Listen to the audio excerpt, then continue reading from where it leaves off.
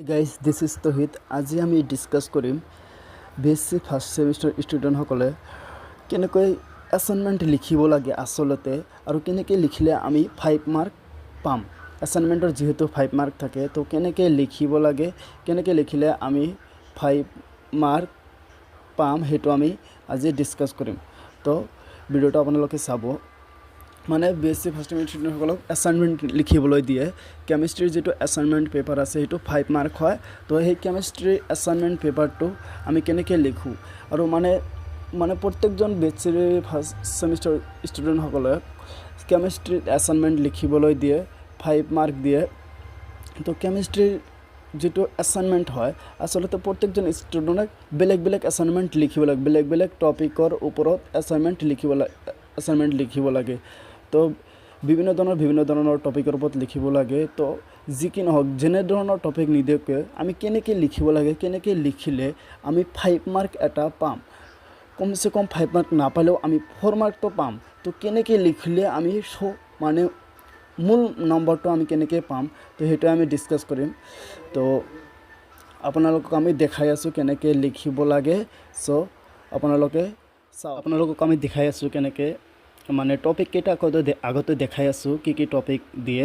তো 1 মিনিট ৰ'ব, PDF-টো দেখাই আছোঁ আপোনালোকক। 1 মিনিট ৰ'ব, অলপ লোডিং হওঁতে অলপ সময় লাগে। 1 ছেকেণ্ড ৰ'ব, এছাইনমেণ্টটো আপোনাক দেখাই আছোঁ। 1 ছেকেণ্ড অলপ ৰ'ব।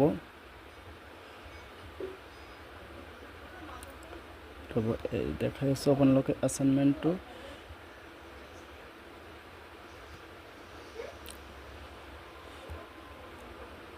এই যে আহিছে, এছাইনমেণ্টৰ পেপাৰটো আহিছে। এই যে কেমিষ্ট্ৰি 1 আপোনালোকে এছাইনমেণ্টটো দেখাই আছোঁ। ডিপাৰ্টমেণ্ট অফ কেমিষ্ট্ৰি পেপাৰটো এইটোৱেই হয়। এছাইনমেণ্ট দেখাই আছোঁ, মানে এইটো ৰোল লং ৱাইজ এছাইনমেণ্টটো দিয়া থাকে। এই যে আপোনালোকে দেখা পাইছে চিৰিয়েল নং হিচাপে, আৰু ইয়াতে আছে ৰোল লং, আৰু 1 ছেকেণ্ড, আৰু ইয়াতে আছে মাৰ্ক।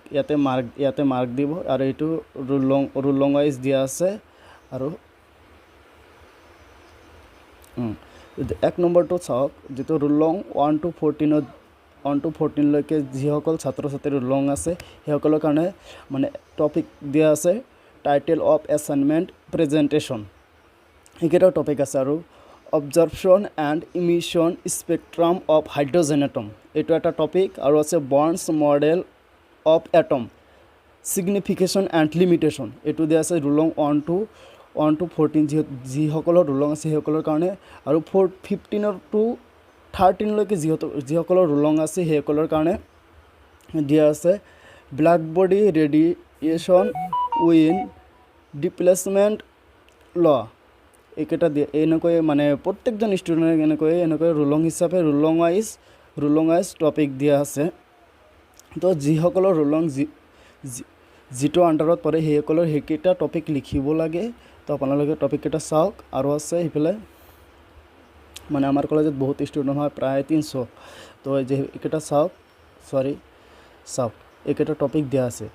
তো আপোনালোকৰ যদি এই টপিকটো লাগে, তেনেহ'লে আমি ডিছক্ৰিপশ্যনত এটা লিংক, হোৱাটছআপ চেনেলৰ লিংক থাকিব, তাত যাব, জইন হৈ ল'ব, তাত সেইটো লিংক পাব। তো আপোনালোকক আমাৰ যিটো আমাৰ ৰোল লং 6 1 to 14 ভিতৰত আছে। তো আমি 1 নম্বৰ টপিকটোৰ বিষয়ে এছাইনমেণ্ট লিখিছোঁ। তো কেনেকৈ লিখিছোঁ আপোনালোকে ধৰণটো অলপ চাব। ফাৰ্ষ্ট অফ অল আপোনালোকে কম্পিউটাৰ দোকানৰ পৰা জেৰক্স কৰা মানে পেপাৰটো লৈ আনি পিনে চাৰিওকাষে দাগ দিব। দাগ দি পিনে মানে টপিকটো ভালকৈ লিখি দাগ দি পিনে ভালকৈ চিৰিয়েলি লিখি যাব। এনেকৈ টপিকটো অলপ ডাঙৰকৈ লিখিব। ডাঙৰকৈ লিখি পিনে তাৰ বিষয়ে লিখি দিব। মানে চিৰিয়েলি মানে মোৰ হেণ্ড ৰাইটিংটো বেয়া, তথাপিও দেখাই আছোঁ আপোনালোকক ধাৰণাটো দিয়াৰ কাৰণে। এনেকৈ লিখিব, টপিকটো লিখি দাগ দিব। টপিকটো অলপ ভালকৈ লিখিব, পাৰিলে হাইলাইট কৰি দিব। হাইলাইট কৰি টপিকটো হাইলাইট কৰি দিব, আৰু ভাল দেখা যাব। আৰু হেণ্ড ৰাইটিং আপোনাৰ যদি ভালকৈ লিখিব, ফুল নম্বৰটো পাই যাব। এনেকৈ ধৰণে লিখিলে ফুল নম্বৰ পাই যাব। আৰু যে যিটো পেজত লিখিব, তাৰ মানে কোনোটা পেজত নিলিখিব, কাৰণ কোনোটা পেজত লিখিলে মানে লেখাটো অলপ মানে বেয়া দেখা যায়। তো যিটো পেজত লিখিব এই পুথিতে লিখিব, মানে কোনোটা পেজত নিলিখিব।